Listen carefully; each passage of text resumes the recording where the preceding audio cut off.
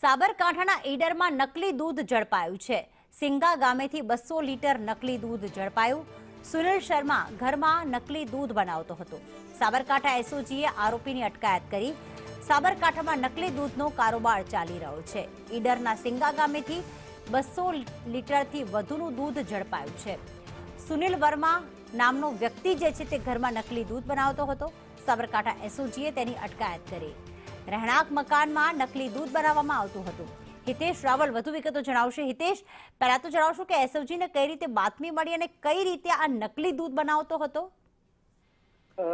જી પ્રીતિ, સાબરકાંઠામાં નકલી દૂધના ગોરખ ધંધાનો પર્દાફાશ થતા હલચલ મચી ગઈ છે। ઈડરના સિંગા ગામે સુનિલ શર્મા નામનો વ્યક્તિ પોતાના રહેણાંક મકાનમાં જ મોટા પાયે નકલી દૂધ કેમિકલ નાખીને બનાવવા હોવાની ચોક્કસ માહિતીના આધારે સાબરકાંઠા એસઓજીએ સ્થળ પર 200 લીટરથી વધુ નકલી દૂધ જપ્ત કર્યું હતું। ગુણવત્તાહીન અને આરોગ્ય માટે જોખમી દૂધ તૈયાર કરી માર્કેટમાં પહોંચાડતો હતો, જેના કારણે કેટલાય લોકોનું જીવન જોખમમાં મુકાતું હોવાની શંકા છે। એસઓજીએ આરોપીની અટકાયત કરી વધુ તપાસ શરૂ કરી છે, જેમાં નકલી દૂધ ક્યાં પહોંચતું હતું, તેમાં અન્ય કોણ કોણ સામેલ હતા અને આ જથ્થો કેટલા સમયથી વેચાતો હતો જેવી વિગતો બહાર આવવાની સંભાવના છે। આ ઘટનાએ ફરી એકવાર ખાદ્ય સુરક્ષાને લઈ મોટો પ્રશ્ન ઉભો કર્યો છે। જોકે જિલ્લામાં ફૂડ વિભાગના અધિકારીઓ પર પ્રશ્ન ઉદ્ભવી રહ્યો છે, જ્યાં જિલ્લામાં નકલી દૂધ અને તેની બનાવટો અને નકલી દૂધ મામલે સઘન તપાસ થાય તે જરૂરી છે।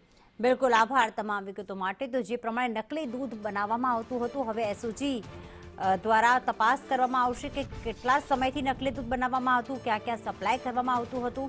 ધવલ સાકરિયા એસઓજીના અધિકારી છે, તે અમારી સાથે જોડાઈ ગયા છે। ધવલભાઈ, નમસ્કાર, સ્વાગત છે આપનું સંદેશ ન્યૂઝમાં। કેટલા સમયથી આ નકલી દૂધ બનાવતો હતો? કોઈ એની સાથે અન્ય કોઈ સંડોવાયેલું હતું કે નહીં?